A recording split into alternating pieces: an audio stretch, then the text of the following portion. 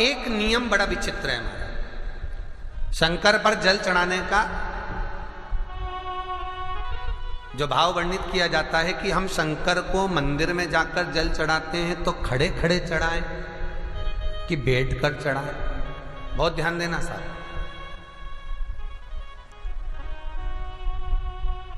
शंकर में मंदिर में जाकर हम भगवान शंकर को जल चढ़ाएं तो खड़े होकर चढ़ाएं कि बैठकर चढ़ाएं। अब दो तरह का शिवलिंग है मंदिरों में, दो तरह का शिवलिंग का निर्माण होता है, ठीक है। एक विष्णु शिवलिंग, एक शक्ति पार्वती शिवलिंग। बहुत ध्यान से सुनना। दो तरह का शिवलिंग मंदिरों में होता है, दो तरह का शिवलिंग मंदिरों में होता है, समझ लेना बहुत अच्छी तरह से। एक शिवलिंग वो होता है जो जमीन पर डायरेक्ट जलाधारी रहती है, शिवलिंग रहता है, ऐसी जलाधारी पूरी की पूरी, और शिवलिंग जमीन पर रखा रहता है, भूमि पर रखा रहता है, डायरेक्ट जमीन पर। आप जल ले जाकर चढ़ाए, निकल गया रास्ते से। एक शिवलिंग जो जमीन पर डायरेक्ट शंकर भगवान की जलाधारी और शिवलिंग रखा रहता है वो शक्ति शिवलिंग कहलाता है।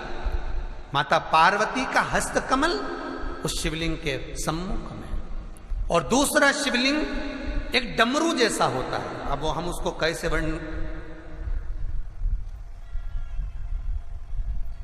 एक डमरू शिवलिंग होता है, ऐसा उसका स्टैंड होता है, ऐसा स्टैंड होता है, नीचे शिवलिंग रखने की जगह होती, फिर ऐसा होता है, फिर उसके ऊपर इस तरह शिवलिंग रखा होता है। देख, दर्शन करें आप लोगों ने। अब फिर इसके ऊपर शंकर भगवान का शिवलिंग रखा होता है, ठीक है। इस तरह का जो शिवलिंग होता है, एक डायरेक्ट नीचे रखा हुआ शिवलिंग और एक भगवान जो नीचे डमरू जैसी आकृति होती है, इस पे जो डमरू जैसा जो भाग बना होता है ये भगवान विष्णु का हस्तकमल है, और ऊपर का जो भाग है वो भगवान ब्रह्मा का हस्तकमल है। इसको विष्णु शिवलिंग कहते हैं।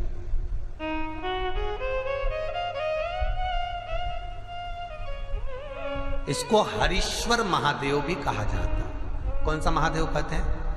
हरि सर्वेश्वर महादेव।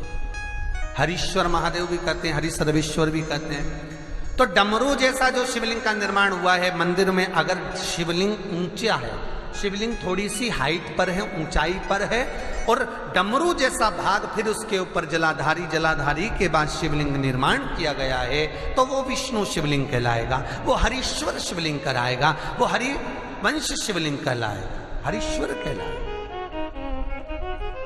और जो डायरेक्ट सीधे जो रखा हुआ है, 12 ज्योतिर्लिंग के अगर आप दर्शन करेंगे तो कहीं पर भी आपको विष्णु शिवलिंग नहीं मिलेगा, केवल एक नागेश्वर को छोड़कर। कहां पर छोड़कर? जम के बोलिए। केवल एक नागेश्वर। नागेश्वर को छोड़कर बाकी के जितने 12 ज्योतिर्लिंग में शिवलिंग के दर्शन करोगे सब शक्ति शिवलिंग मिलेंगे, सब जमीन पर। आप जितने भी देखेंगे, काशी का देखेंगे, महाकालेश्वर देखेंगे, तो डायरेक्ट जमीन पर जलाधारी बनी है महाकाल बाबा की, डायरेक्ट जमीन पर बनी है, कोई ऊंचाई नहीं है, डायरेक्ट जमीन पर फिर शिवलिंग है। ओमकारेश्वर देख लीजिए, ममलेश्वर देख लीजिए, आप चाहें तो विश्वनाथ देख लीजिए, डायरेक्ट जमीन पर। सोमनाथ देख लीजिए, डायरेक्ट जमीन पर। केदारेश्वर देख लीजिए, डायरेक्ट जमीन पर। भीमाशंकर, वैद्यनाथ, डायरेक्ट। आप वैद्यनाथ जी के लाइव प्रसारण कभी चालू कर देखना, डायरेक्ट जमीन पर, डायरेक्ट। तो जितने भी शिवलिंग हैं सारे के सारे शक्ति शिवलिंग हैं। जो डमरू के भाग पर रखा हुआ है वो हरीश्वर शिवलिंग, विष्णु के हस्तकमल पर जो रखा है, तो शास्त्र कहता है आप शक्ति शिवलिंग का जब जब अभिषेक करें, बहुत ध्यान रखना अपनी जिंदगी में इस प्रसंग को, जो शक्ति शिवलिंग हो उस पर जब भी जल चढ़ाना तो बैठकर चढ़ाना, बैठकर चढ़ाना।